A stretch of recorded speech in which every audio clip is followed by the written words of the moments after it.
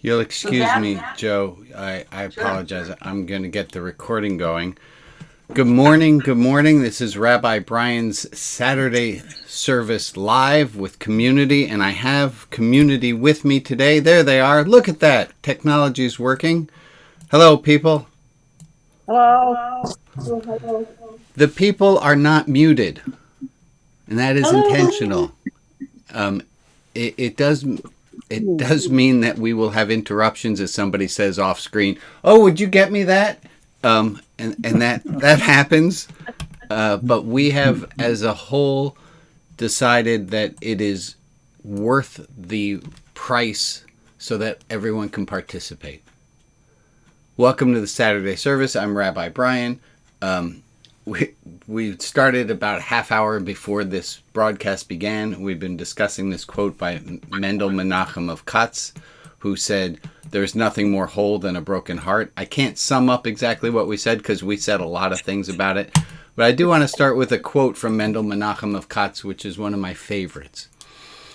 He was back in the day of itinerant preachers who would go from place to place preaching, and he went and he said to a group of people, and you guys might as well be the group of people, so I'll put you all on the screen. And he says to the group of people, "Where is God?" He lobs a softball for them all to hit. He says, "Where is God?" And everyone answers. Everywhere. Well, I'll tell you what they said they said, "God is everywhere." And Mendel Menachem of Katz said, "No." And they all looked stunned, and Mendel Menachem of Katz said, "God is only in the places where we make room for God." Yep. Oh. Our hearts have too many strangers. Our hearts have too many strangers. We don't make room for God. So, oh my goodness gracious. This is a Saturday service. This is service number 244, and I used the God word right out of the bat. It's something that often we don't use. There's some cheers from some people. That's fantastic. Let me explain why this policy came to be. I find that if we discuss, it's like there's an old joke that's told about Unitarians often that says the Unitarians come to a fork in the road, says this way to heaven, this way to a discussion about heaven, and they all go this way. And I find often with the topic of God that we get so lost in what are we defining that word to be that we forget that God is wherever we let God in. That it's not about the word, it's about something bigger. Okay, so good morning. I have... I'm going to interrupt for a second. Yes, Maria. You don't have your headphones on, and so there is an echo on Facebook.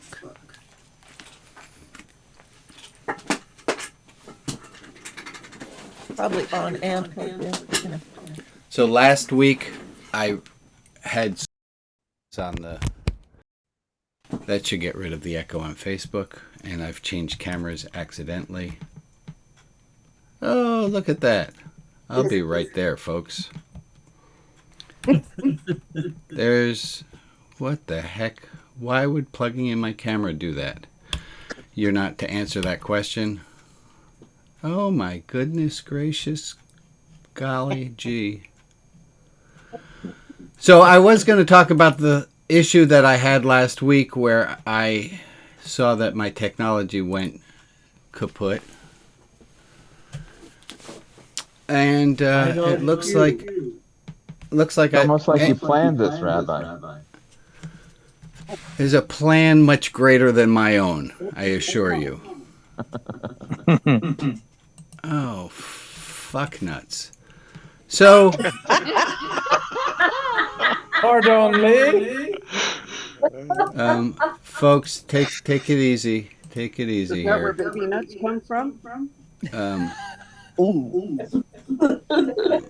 I say that out loud? I'm sorry. I like that. I'm going to... I can't get myself on screen at the moment, which is very annoying.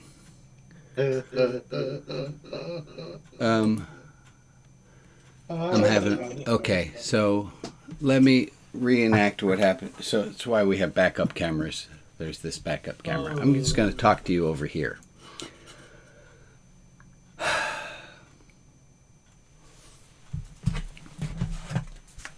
I was going to talk about this thing that happened last week, but it seems that it's happening right now, so...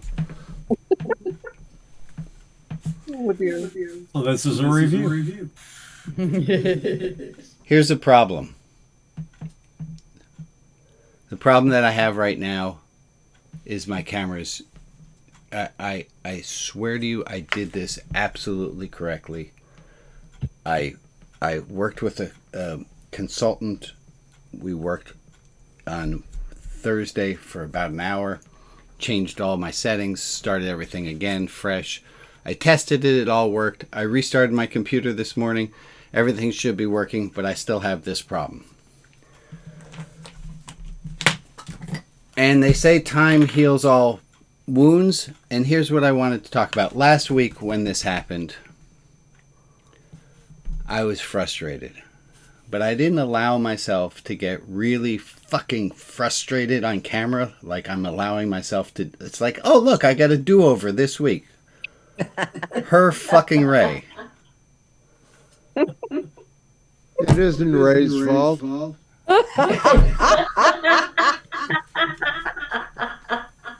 you know what they say. You keep doing it till you get it right. I will get this right. So, or you get it Ray. Last week, I sublimated my feelings. Here's intensity. I've shoved my feelings down. Here's time. But what wound up happening was, instead of me being frustrated only for this amount of time, because I didn't allow myself to feel it, and I've smashed it down to keep the intensity down, it took a longer amount of time. So get it out now. Exactly that. On the other hand, if I can figure out how to allow myself to feel really fucking angry right now, I should be able to have it have a lower amount of time. So give me a second to just feel my feels.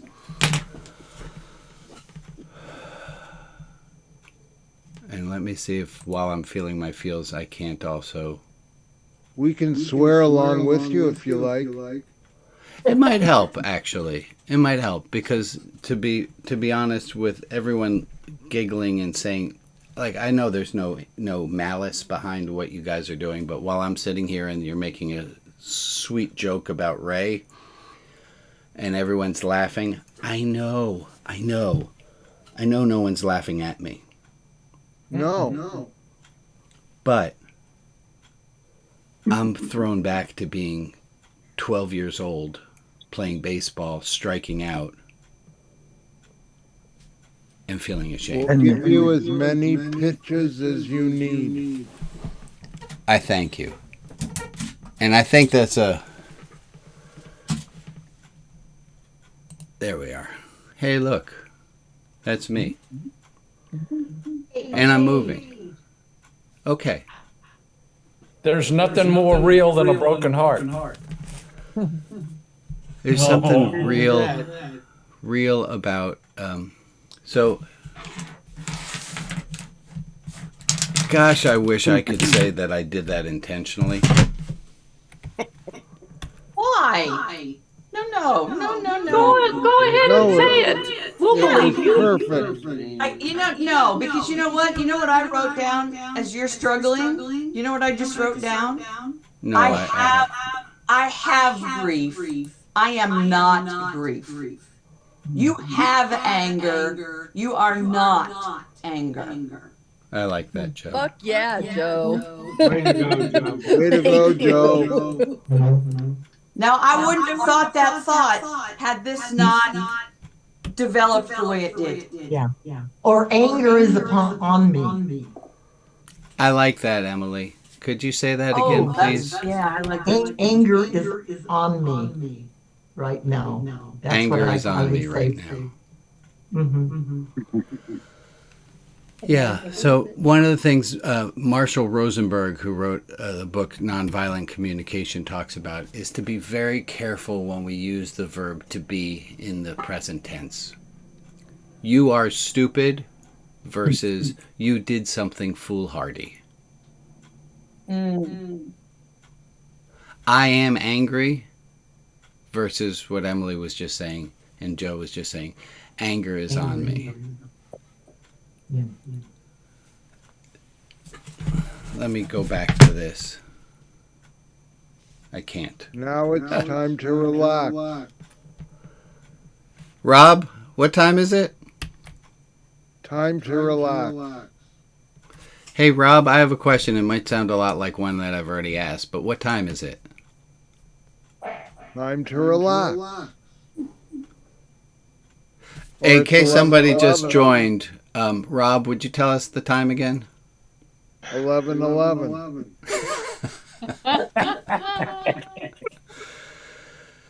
Oh, Rob. This is your pilot speaking. I've got this under control. Down. There is nothing you need to worry about. I got this. Yes, we're going down. Why not? All right, let me... This fits in. I can't get my document camera to... I'm glad I got this camera back up. The other one's down. Any commentary on this idea? We talked about it last week a little bit with this image instead. Clearing the junk and feeling fine. That when something bad happens and there's a dip, the natural inclination is to try to hold on. But the more we're able to just allow ourselves to feel the feeling, the further up the other side we can go. We can use the momentum up the other side. And you did that very well this morning. Thank you, Rob. I'm going to do this thing that we practice here at the Saturday service, and I'm going to take in the compliment. Well, good for you. Oh, I'm still working on it. Hold on. Okay. You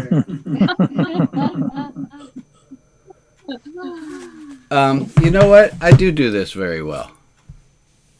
I model being human really well. Amen. Hey, gang. Can I get the whole gang on the screen? Not anymore, I can't. Hey, gang, guess what you have the job to do this week? I'll give you a hint. It's to model... Yeah, what is it? Human. Model being human. And this brings me back to... where... Oh my goodness, isn't this great? This is where I wanted to go. Anyone else have this skill? Like, I've gotten really good since two-factor authentication has become a thing where they show you a number. It's a 6-digit number. And I've gotten really much better at remembering 6-digit numbers than I used to be. Yeah. What was the number? 410, 363.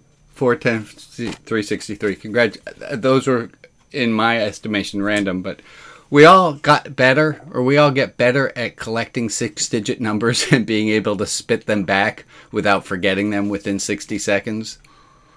Why are we getting better at that? Because we're practicing it. We're practicing it, and that's what we're here to do, is to practice being human. What happens to me is I don't forget the number, but I forget why I wanted to remember the number. I think we've all done that too. Good one, Derek. So let me thank people who are running us up on Facebook. Chad and Lisa, thank you. You are capable. You are not your technology problems. Thank you, Chad and Lisa, for that shout out. Good. So, in the topic of getting better at memorizing 6-digit numbers, getting better at whatever we're getting better at, I wanted to ask, what are you getting better at these days? If I'm allowed to step up to the mic and say, I'm really good and I'm even getting better at modeling being human. What are you getting better at that you want to step up to the mic and say, hey, gang, here's something that I'm getting better at. Go ahead, Derek. I'm getting better at letting go. Would you just let go of that? Thank you, Derek. I'm getting better at letting go. Who else has got one that they're getting better at? Go ahead, Dan. I'm getting better at saying no to responsibilities even when I accepted them before, when I realized I just can't do them. Excellent work, Dan. Al, what are you getting better at? I feel like I'm getting better at listening to the little voice inside. That's a really important skill for me. Listening to the still small voice. Yeah. Yeah. Michael, what are you getting better at? I'm getting better at not knowing. Dang. Whoa. How did you do that? Getting better at not knowing. Go ahead, Patricia, and then Ron. I'm getting better at shredding shame. Wow. I want to talk more about shame later. Good. Shredding shame. I love that it's an active verb like shredding. Thank you, Patricia. Ron, what are you getting better at? I'm afraid to say this in many ways, but I think I'm getting better at finishing what I started before getting too distracted with the next emergency. Yeah. Good for Completions. you. Jane talks And about as soon as I completions. say all the that, I time. think I'm going to get distracted. You're doing fine, Ron. Anyone else want to share something they're getting better at? Go ahead, Betsy. I'm getting better at asking for help. Amen. That's beautiful. That's a good one. So in order to get better, it's everyone who stepped up to the mic here. You get a gold star. You get a shiny sticker star. You have to figure out how to get it off of the screen. That's not my job. I'm offering it to you. It's yours to take. Everyone who just stood up to the mic, got up to the mic, did a thing. Oh, I'm trying to switch over to this camera, but I can't. Stepping up to the microphone. A lot of you know exactly where I'm going here.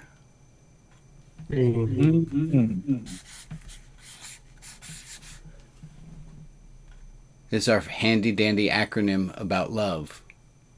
Is in order to get love, in order to be seen, in order to take in that love, we have to be willing to be seen. We have to be willing to be seen. You can't get the love if you're hiding in a corner in a closet. It's much harder to get the love. You have to be willing to be seen. But there's a problem.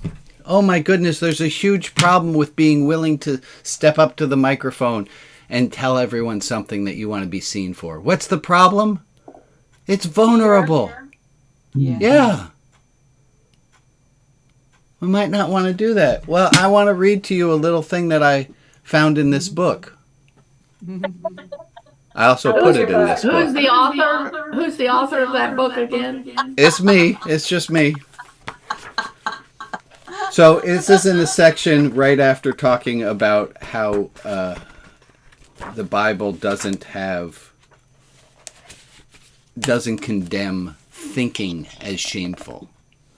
Yes, there's a quote from Jesus where Jesus seems to talk about harboring thoughts that could be sinful. But if you actually take the minute to read in context, it's in a litany of different things Jesus is saying, where Jesus is saying, it's as ridiculous as, and then one of the ones it says is considering yourself sinful for thinking a thought. And it's meant to say, this is not shameful. So then here's what comes next. It says, the following is a great Gestalt therapeutic understanding of shame. Ready? Here it is. Shame is an indication that the environment we are in lacks the love required to support us to be ourselves. Let me write that again, but in different words, and set it off as a quote so we reread it, because it's vaguely revolutionary and freeing. Shame is the feeling we get when our environment is not supportive of us to be ourselves. I picked up the wrong card. And you know what? No shame about that, because none of you care. Not that you don't care, but none of you care.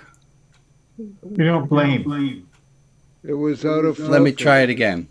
Shame is the feeling we get when our environment is not supportive of us being ourselves.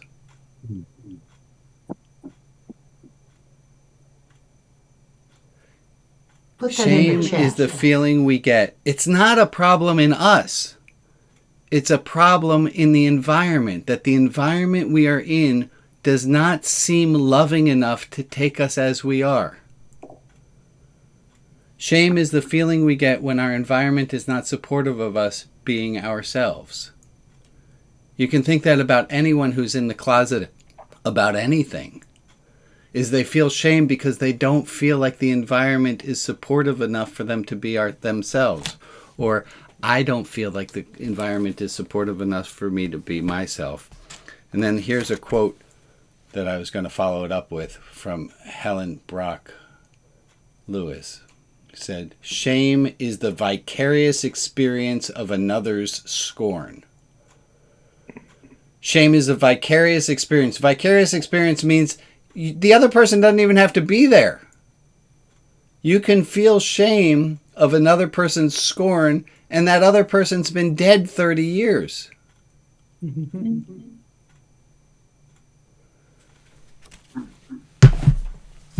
If we want love, and I'm pretty sure, I'm just going to look at all the faces on the screen. We all want love? If we want love, we have to risk allowing ourselves to be seen.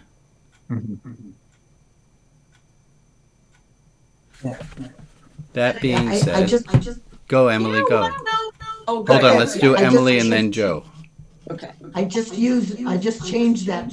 Shame is the feeling I get when my environment is not supportive of me being myself.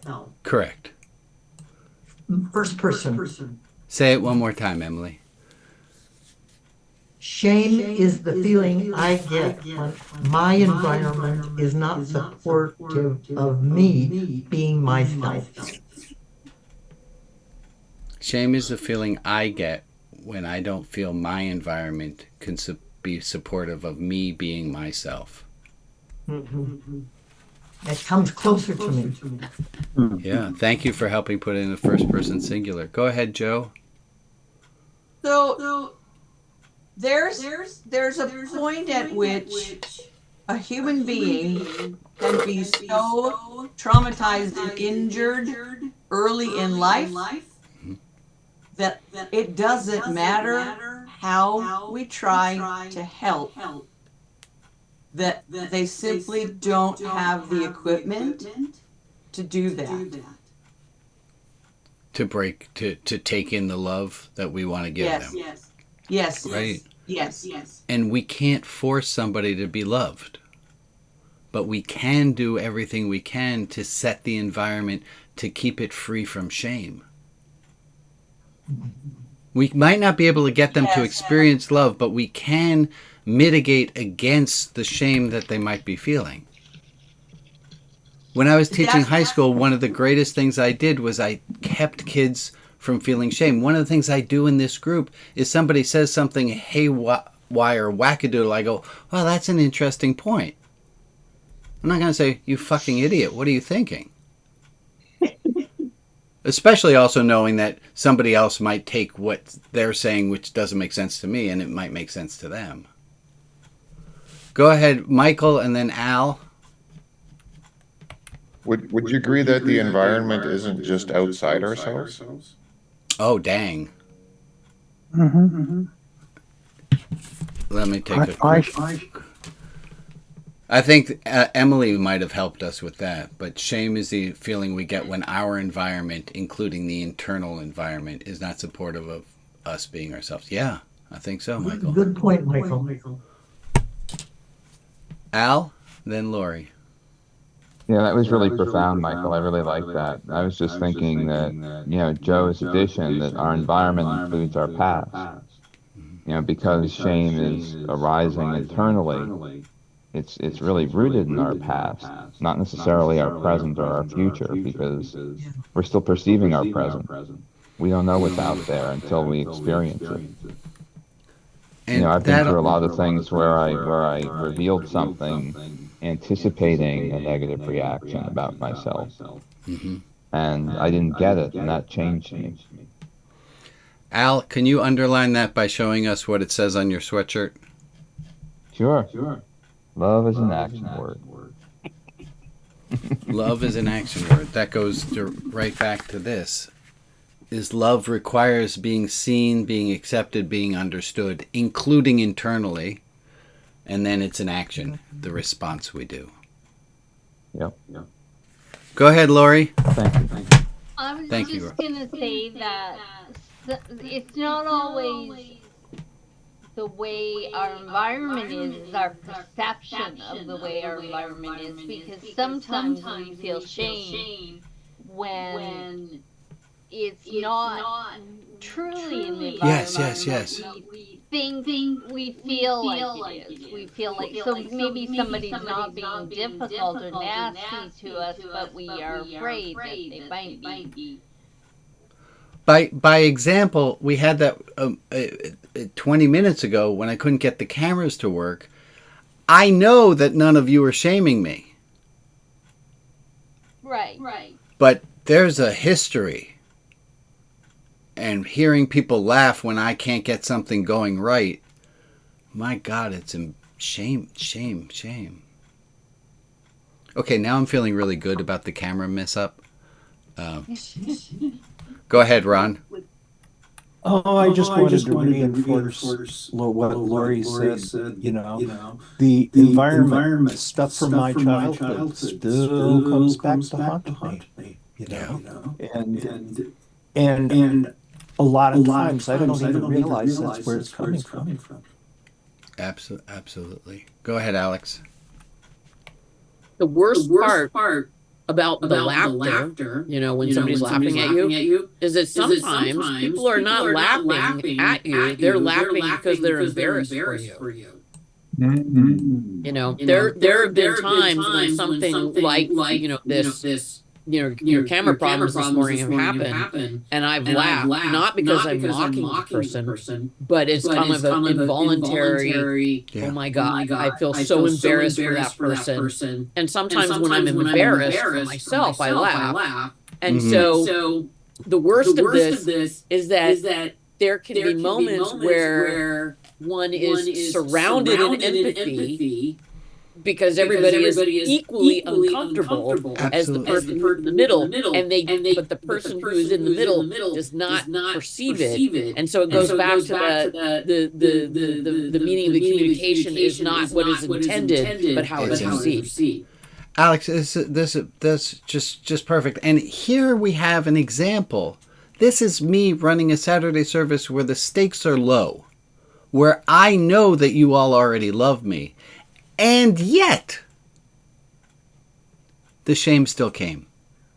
And there's a phrase in Hebrew, kal v'chomer, which translates to all the more so. Mm-hmm. If it was terrifying, and it was terrifying for me in the moment, and the stakes are low, all the more so how the shame's going to come and kick us all in the ass when the stakes aren't low. Bob and then Carol. Jack has been raising his hand. Oh, I'm sorry. Go ahead, Jack. Thank you, Bob. I think most shame is a hidden secret. Yeah, because we don't feel comfortable enough to say who we really are, so we have to hide. Yeah. I don't feel seen today, and I could hear the whole time. I'm assuming that was Marilyn, whose voice I heard, but Marilyn, in the perfect example, I don't have non-video participants on my screen. It's really hard for me literally to see. I had a hard time seeing Jack because Jack's hand wasn't raised. It's hard to see people who are hiding. Yeah. Go ahead, Carol. Thank you. I wanted to give a counter example. Please. Yesterday, it was in the newspaper that a very important woman in Brazil made a racist remark and she was sentenced to 8 years in prison. Wait. Say that again. There was a muffle, and I missed your point. A woman in Brazil, Yeah. who was a public figure, so therefore people knew about it, made a racist remark. She was arrested and sentenced to 8 years in prison. Oh, That's awful. It's awful that she made a racist remark, and it's stupid that they sent her to prison for 8 years. That's what I was. She's going to learn better language there. That's the grammar police. Thank you for sharing it. Go ahead, Joe. So I just had an interesting light bulb about the part about being seen. There's an enormous amount of self-security and healing you have to have already experienced to be able to be a person who can be seen, especially in a large group. Yeah. It's hard. It's vulnerable to put your voice out there. It's vulnerable to step up to the mic. It's vulnerable to do. And speaking of all, I just want to emphasize how many people don't have the opportunity to get that kind of healing experience. Yeah. All we can do is set the stage and hope that they feel weak. I can model my vulnerability. Greta Vosper taught me the phrase, "I'll allow you to play recklessly with my heart as so long as you allow me to play with yours." If I allow myself to be vulnerable and open, I hope it sets the stage for others to do the same. That it's not a zero-sum game. I haven't taken all the vulnerability and left you with none. I've opened up my vulnerability with the hopes that it allows you to show yours. Ray? And sometimes where you are at the moment, with grief or sorrow or despair, there is no room at that moment for anyone else or for anything else. Yeah. And when you've got to the point where you can move out of that to open that door and step out where a little bit of sunshine can come through, is when there is growth and a change. Yeah, and it's terrifying to do the longer you've been inside. It's really scary. Our friend Hugh talks about the 18-inch space between your head and your heart. You might know that it's safe outside, but you might not know that it's safe outside. You might know it's okay to be vulnerable, but you don't know that it's okay to be vulnerable. And I don't think that's 18 inches. It feels a lot closer. I think it's 9, actually. 9 inches. Let's put Lori on the spot for vulnerability time. Lori is the Religion Outside the Box intern. She's crushing it. And Lori has 3 things. Her assignment is to tell us 3 things that she learned in the last week. And then I'll give you a spoiler alert. After Lori has done that, I got notes from a few people saying, I'd like to share something I learned too. So we're going to do that right after Lori shares hers. Go ahead, Lori. Okay, So the last week I've been finishing off my term and getting my essays done. And so one thing I learned is I don't learn very well when I'm working on schoolwork. I don't learn from my environment as well. So, but the That's other thing, great. so I only have two real things that I've learned. Lori, congratulations. You have just unlocked the secret room, which is you never had to do the assignment in the first place. And you have to do it. You didn't have to do all three of them. This is your internship. I'm not the boss of you. Well, you kind of are the boss of me, but anyway. Go ahead. Go ahead. I know you don't feel like the boss of me. So I was doing some essays, and just like Al's shirt, it's kind of funny that the shirt perfectly mirrors what I was gonna say. I was doing some essays, and I was watching a video of a guy who basically said that accepting religion, no matter which strain of religion it is really a call to responsibility in the world, to act in the world, which I thought was so religion isn't something we just are, it's something we physically do by acting in the world. So I thought that was Thank you for sharing that. There's a line in Judaism that says we don't care much about creeds, it's more about deeds. Yeah, that's very true. Yeah. Very true. And thank you for sharing. You have another one. I have a last one. I've been doing, working on a service for the end of the year, and I'm looking at all the different religions that have festivals in December, and trying to find where they converge on each other and where they're similar. And so this is what I've got so far. It's not until next week that I'm doing it. It's love, light, giving, and community are what all religions share in celebrating the end of the year. Beautiful. Love, light, and Beautiful. community. Thank you for sharing. Thank you for sharing. No problem. Go ahead, Rob. I forgot what I was going to say. Oh. But you remember the 6-digit code, and that's what's important. I do. I will give everybody, give everyone a homework assignment. 10363. Absolutely right, Rob. Absolutely right. Those are the magic numbers today. Everyone has a homework assignment. Homework assignment, and then I'd love to hear what did you learn in the last week, or what is something you want to step up to the mic and tell us about. Your homework assignment is to minimize shame. And I'll give you a simple example. The phrase, "What were you thinking?" ought not come out of your mouth this week.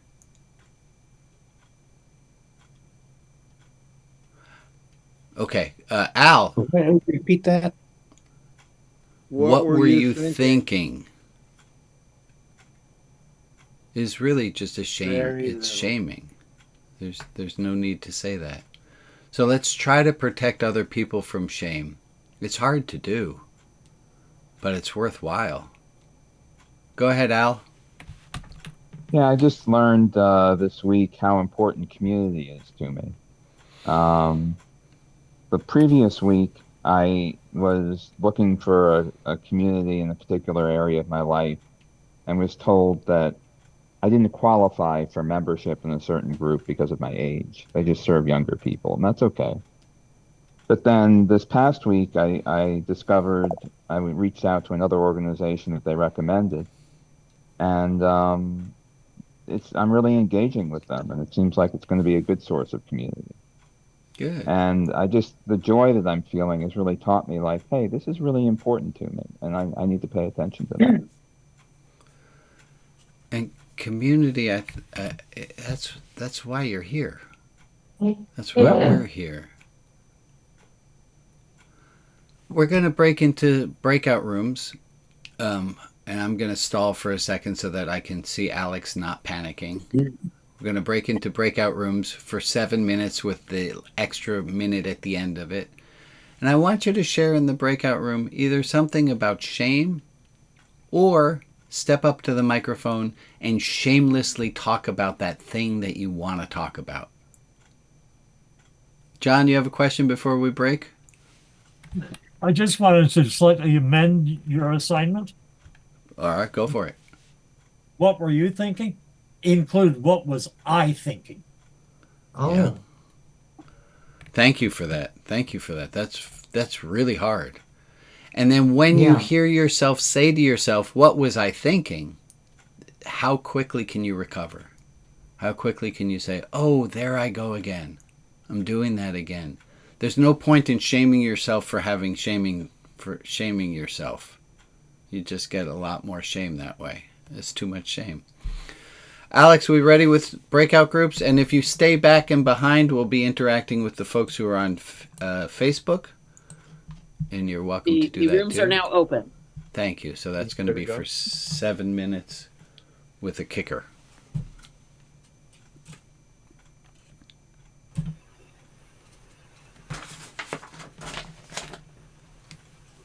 Did you see my text yet? Did you text? You're talking to me, Marilyn? Yeah, last night. I did. I responded to you, honey. I didn't get a response. Oh, well, I did. Maybe you forgot to hit send. No. What was the response? Oh, shit. No, I didn't. I know I did. I remember where I was. I was voice typing it. Wait, hold on a second. I apologize to everyone else, but here I wrote, oh no, I'm so sorry to see that. Oh, well, thank you. You're welcome. So it's on your phone, it just didn't send it to me? I show it to you right here, my friend. No, I'm saying it's probably because my phone memory is overloaded. Thank you for telling me. Okay. Yeah. Hi, Steve. What's going on, buddy? Oh, not much. Fair Birthday enough. today. Yours? Yep. You want us to all sing to you or not? You don't need to, but thank you. Oh, okay. It's an offer. Hi, April. Glad to see you. You're on mute, though. You're muted. Sorry, I was on Twitch TV. I was trying that out for a while. Oh, good. How'd that work? There was a lot of echo. Maybe that was here too. Am I echoing? No, not at all. Yeah, no, there was a lot of it felt like a feedback. I could barely make out what Carol was saying. So I did realize that that I had moved, when I put on the headphone, I moved the microphone to the headphone, but I didn't move the speakers to the headphone. So I don't think there should be an echo anymore. Okay. We're going to need to experiment a little bit more. Yeah. We have some comments from people who are on Twitch and Facebook. That's a nice haircut, April. Oh, it's not a haircut. Oh. It's a bun. It's a bun. I apologize. It's all right. Nobody needs to really be perfect at anything. There we have a comment from Shirley. Just thinking about how much I love all of you. Thank you, Shirley. We have another one from Spring Phoenix. Thank you for creating this environment for us. Love this ROTB community. Lovely to see you, Spring Phoenix. And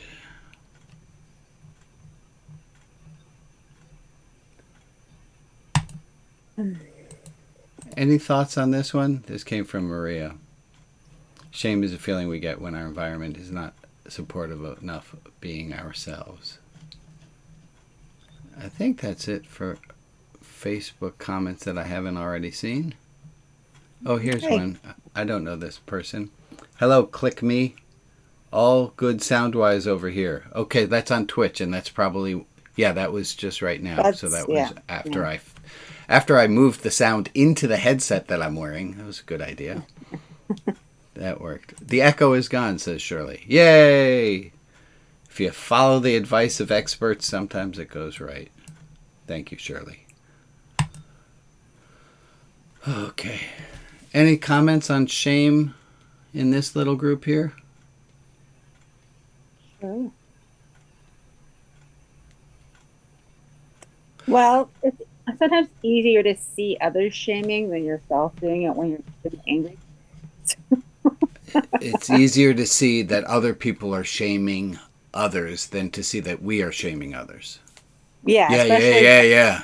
And we've gone over our bandwidth is somehow reduced and we're overwhelmed. And then sometimes if we've been shamed in our lives, it kind of pipes up like this ugly oil line and spews out of your mouth. Yeah.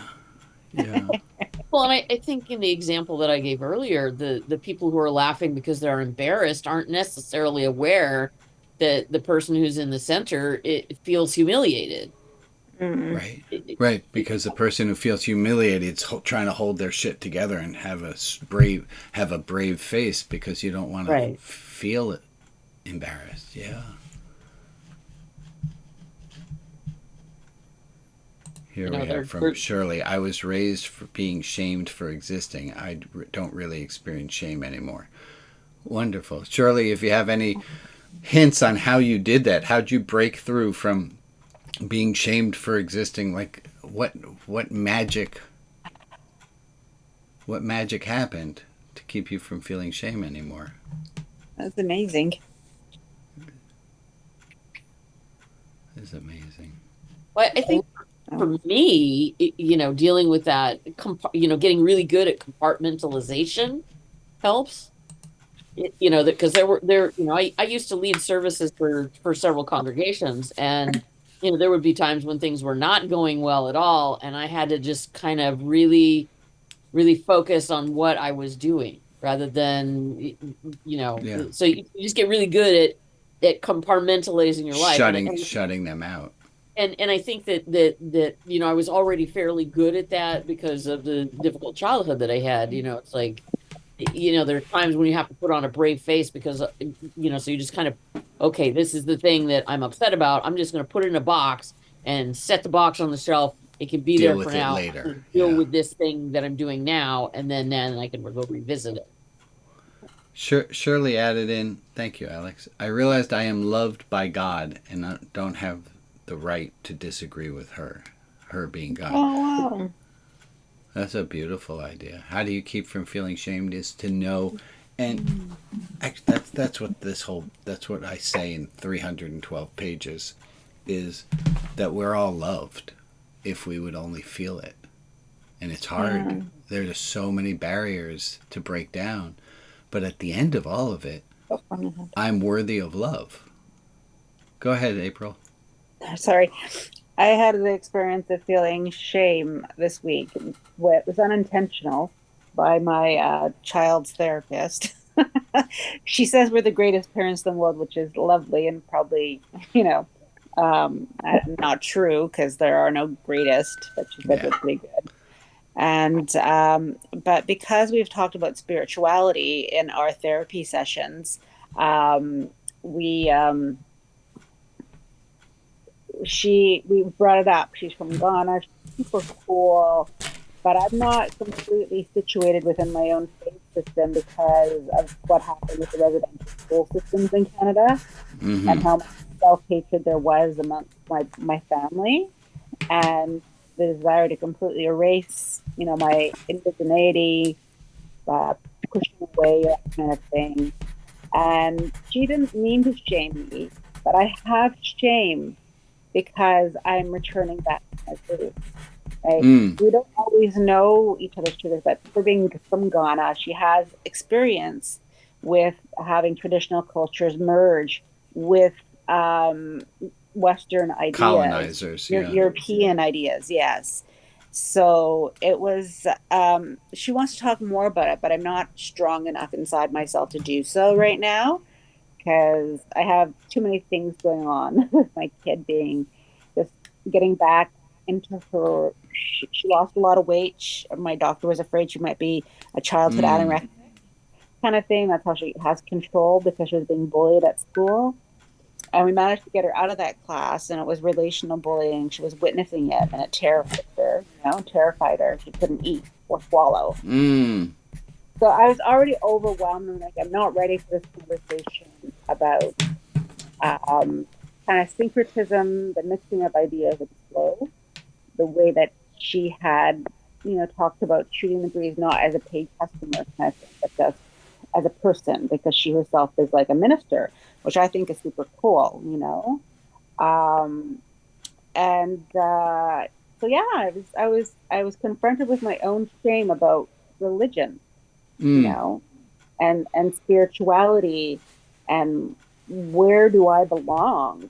It's like whenever I go see my special somatic therapist who's Indigenous and she's a spiritual healer, I have these amazing trips and I feel awesome for days afterwards. Good. And I'm not even high, I'm just laying there going on these amazing adventures through dimensions, which is fantastic, and I'm glad that I have that capacity to do it, that I can take my rational mind and leave it behind and follow an experience. So it's really amazing.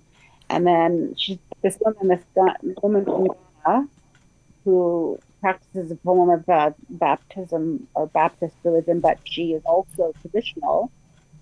So she talks to her ancestors, and she believes in the lesser gods and the great God.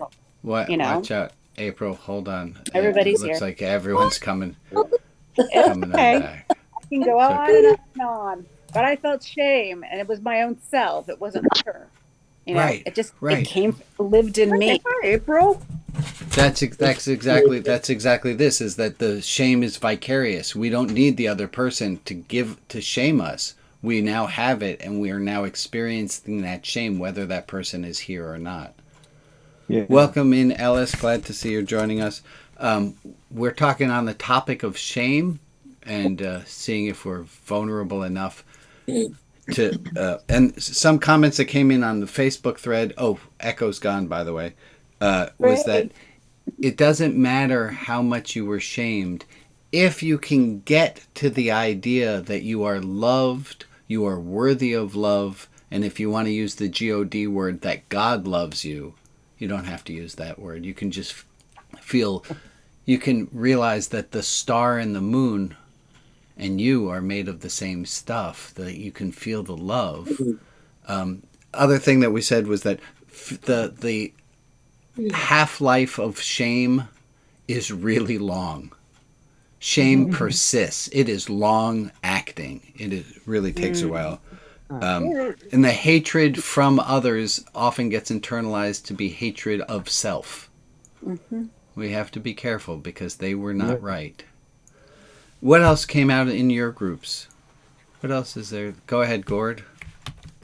I was talking about witnessing a loved one in a shame spiral, and my group member reminded me that all we can do is offer love, because when someone's in a shame spiral, they aren't always able to really even hear any of the words you might be sending their way. It's just being present for them and offering that love. Yeah, it's awful to see somebody shaming themselves. And thank you for saying that, Gord. There's not much we can do about it. What a painful thing it is to witness somebody and you're not, that paralysis of not being able to help. A hug helps sometimes.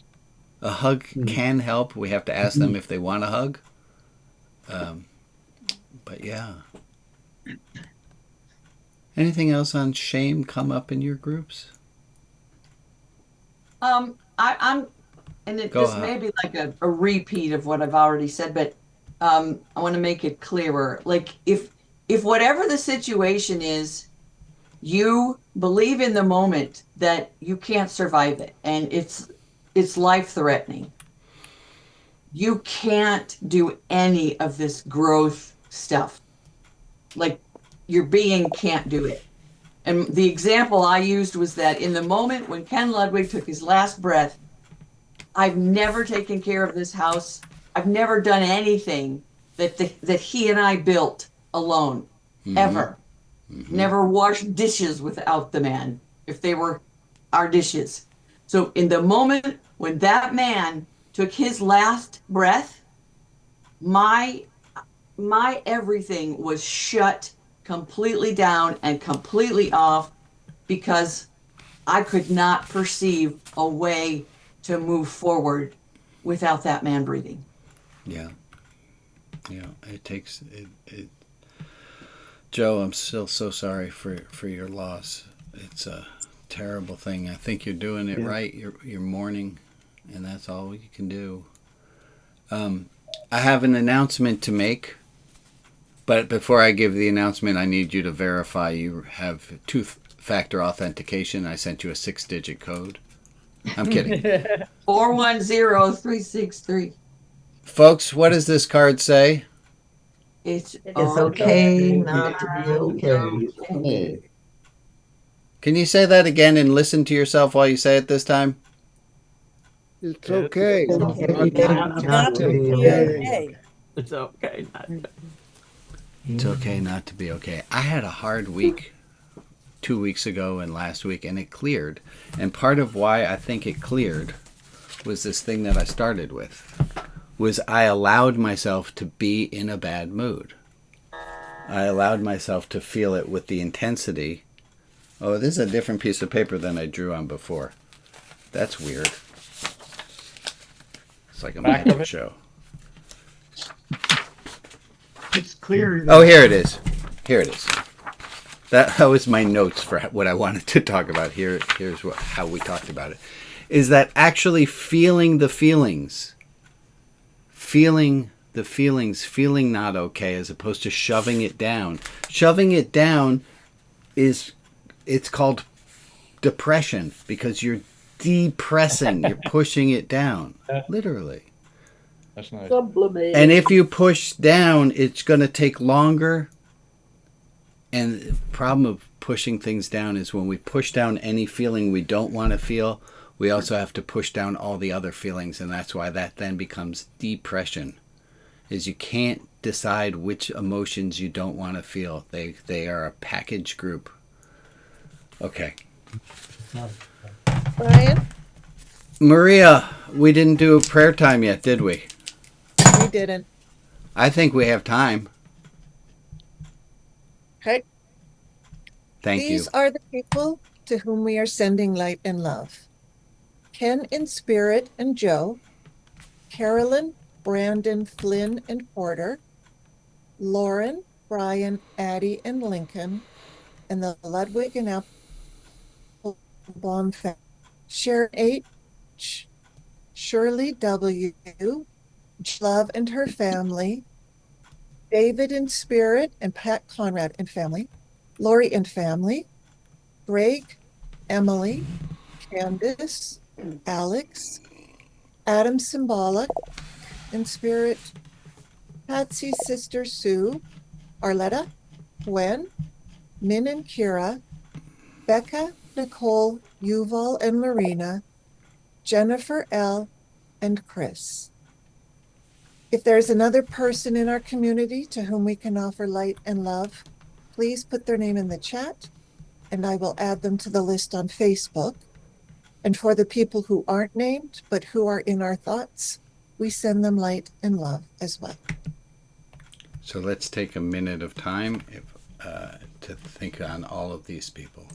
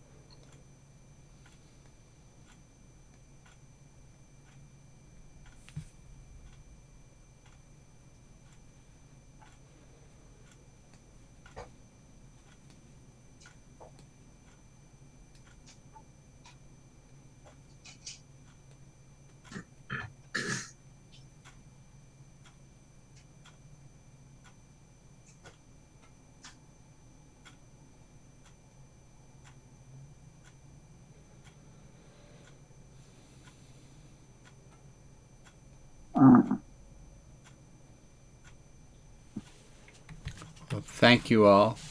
Thank you for joining me. Boy, time flew by for me today, and I don't know the best metric by which to judge the success of a service. It's not attendance, I know that. And trying to figure out what it is, one of the things that I consistently can go to is if it feels like the time flew by, I think that's a quality time that was had. So I thank you all for the speedy time that this took. Also, I want to thank you for all the different voices we heard. We didn't hear any one person monopolizing. We heard from all different voices all over, and it's just such a beautiful thing, and it's so rare to get outside of a high school classroom. So I thank you all for joining in. Let's wave goodbye to all the people and say goodbye to all the people who are on recording. Thank you all, and bye.